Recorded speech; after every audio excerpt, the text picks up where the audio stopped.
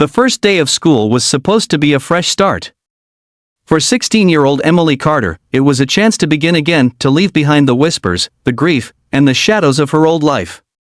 She walked through the tall gates of Ridgeway High with trembling hands clutching her backpack, her heart beating fast, rehearsing smiles she didn't really feel. She had moved here after her father's sudden passing, and her mother's new job in this small town was supposed to help them heal. But as Emily would soon learn, not everyone welcomed new beginnings. By lunchtime, whispers had already begun. The new girl, quiet, shy, with second-hand clothes and eyes that looked like they'd seen too much, became an easy target. 3 girls, the self-proclaimed queens of Ridgeway, decided to make her the center of attention for all the wrong reasons. Lila, their ringleader, smirked when she saw Emily sit alone.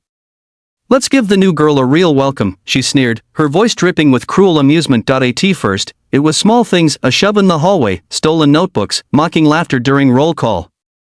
Emily tried to ignore it. She remembered her dad's words, "Don't let darkness change who you are." But the bullying didn't stop. It grew worse every day. One rainy afternoon, things went too far. During gym class, when everyone was outside, the bullies cornered Emily behind the bleachers. She tried to walk away, clutching her books tightly, but Lila pushed her to the ground. Another girl kicked her backpack, scattering her papers into the puddles.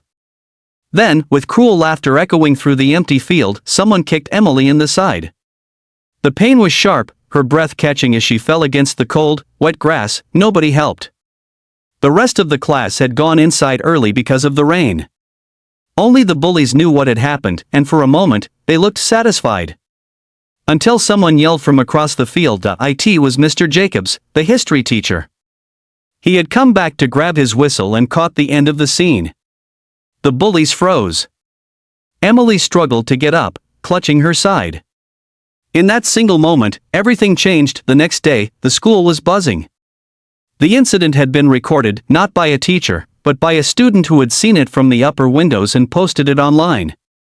Within hours, the video spread like wildfire. Hashtags began trending. Hashtag Justice for Emily appeared across every social platform. News outlets picked it up. By morning, the story had gone viral worldwide. Emily, the quiet girl no one noticed, suddenly became a symbol of something much bigger, the silent suffering of students bullied every day. Reporters camped outside the school gates. The bullies' parents were called in, the school board launched an emergency meeting. Lila and her friends were suspended indefinitely pending investigation, but while the world raged online, Emily lay in the hospital, recovering from bruised ribs and a fractured wrist. The pain was one thing, the humiliation another. She didn't understand why everyone cared now, when no one had cared before. Her mother sat beside her every night, holding her hand, whispering, "You're not alone anymore, sweetheart." When she finally returned to school weeks later, she didn't expect applause, but she got silence, the kind that holds respect. Posters hung in the halls, "Stand up, don't stand by." A new club had started, the Empathy Project, inspired by her story.